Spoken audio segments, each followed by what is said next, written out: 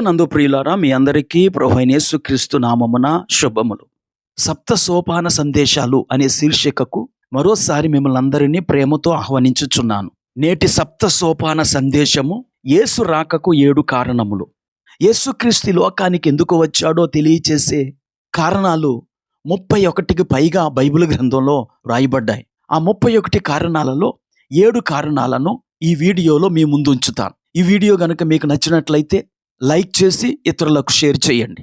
యేసుక్రీస్తు లోకానికి రావటానికి మొదటి కారణము మనలను దాస్యము నుండి విడిపించుట కొరకు. హెబ్రీయులకు రాసిన పత్రిక 2వ అధ్యాయము 15వ వచనంలో ఆ విషయాన్ని మనం చదువుతాం. జీవిత కాలమంతయు మరణ భయము చేత దాస్యమునకు లోబడిన వారిని విడిపించుటకును ఆయన కూడా రక్త మాంసములలో పాలివాడాయను. ఏదెను తోటలో ఆదాము హవ్వలు అపవాది మాటలు విని దేవుని ఆజ్ఞను అతిక్రమించుట ద్వారా మానవ జాతి మొత్తం దాస్యములోనికి వెళ్ళిపోయింది. ఆ దాస్య శృంఖలాల నుండి మానవుణ్ణి విడిపించటానికి యేసుక్రీస్తు ఈ లోకానికి వచ్చాడు. జైలులో ఎవరైనా బంధించబడి ఉంటే వారిని విడిపించటానికి జైలు దగ్గరికి వెళ్ళి అవసరమైన పత్రాలు సమర్పించినట్లు యేసు ఈ లోకానికి వచ్చి మనలను దాస్యము నుండి విడిపించాడు. యేసుక్రీస్తు ఈ లోకానికి రావటానికి గల 2వ కారణము తండ్రి చిత్తాన్ని చేయుటకు. ఈ లోకంలో ఎంతో మంది దేవుళ్ళు దేవతలు అనబడిన వారు పుట్టారు. అయితే దేవుని చిత్తాన్ని ఎవరూ సంపూర్ణంగా నెరవేర్చలేకపోయారు. ఆ తండ్రి చిత్తాన్ని నెరవేర్చటానికి నేను వచ్చాను అని యేసు ప్రభువారు యోహాను సువార్త 6వ అధ్యాయము 39వ వచనంలో తెలియచేశారు. నా ఇష్టమును నెరవేర్చుకొనుటకు నేను రాలేదు, నన్ను పంపిన వాని చిత్తము నెరవేర్చుటకే పరలోకము నుండి దిగి వచ్చి తిని. ఈ విషయాన్నే హెబ్రీయులకు రాసిన పత్రికలో అపోస్తలుడైన పౌలు తెలియచేస్తున్నాడు. నన్ను గూర్చి వ్రాయబడిన ప్రకారము దేవా నీ చిత్తము నెరవేర్చుటకు ఇదిగో నేను వచ్చి ఉన్నానంటిని. 3వదిగా యేసు ప్రభువారు పాపులను రక్షించుటకు ఈ లోకానికి వచ్చాడు. అపోస్తలుడైన పౌలు ఈ విషయాన్ని తిమోతికి రాస్తూ చెప్తూ ఉన్నాడు. పాపులను రక్షించుటకు క్రీస్తు యేసు లోకమునకు వచ్చెనను వాక్యము నమ్మదగినదియు పూర్ణాంగీకారమునకు యోగ్యమైనదియునయున్నది. అట్టి వారిలో నేను ప్రధానుడను. ప్రియులరా, మానవులు పాపములకు బానిసలై పాపము నుండి విడుదల పొందుకోలేకపోతున్నారు. ఆ పాపములు జన్మ కర్మ పాపములు. ఆయన వచ్చి మనలను పాపము నుండి విడిపించగలడు. ఎవరైనా ఒక భయంకరమైన ఊబిలో దిగిపోతున్నారు అనుకోండి, వారు పైకి రావటానికి చేసే ప్రయత్నాల వల్ల ఇంకా ఊబిలోనికి వెళ్ళిపోతారు.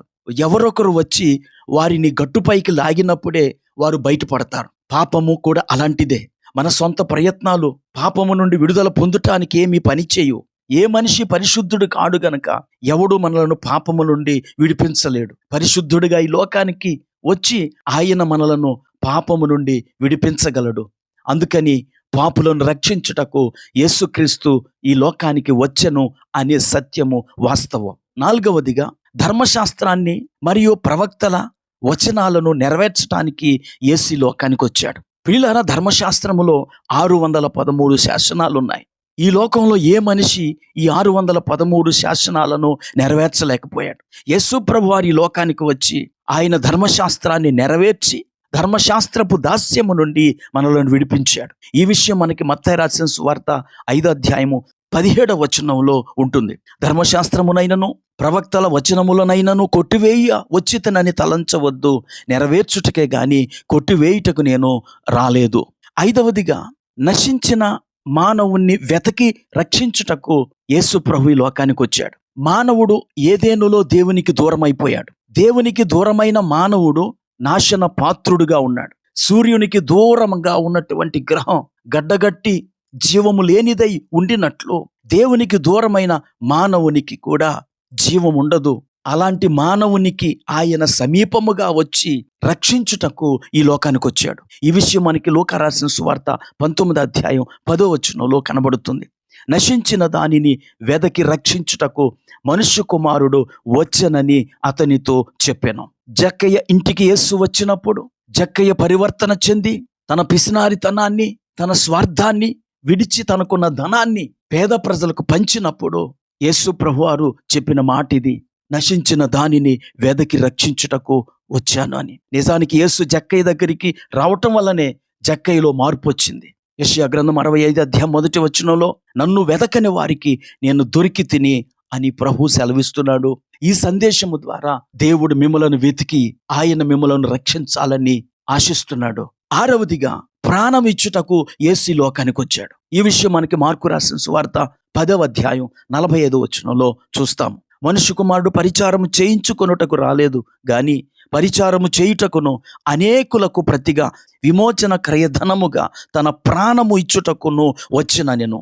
యేసు ప్రభువారి లోకంలోనికి రావటమే మన కొరకు విమోచన క్రయధనముగా తన ప్రాణాన్ని ఇచ్చి మనలను కొనుక్కోటానికి వచ్చాడు.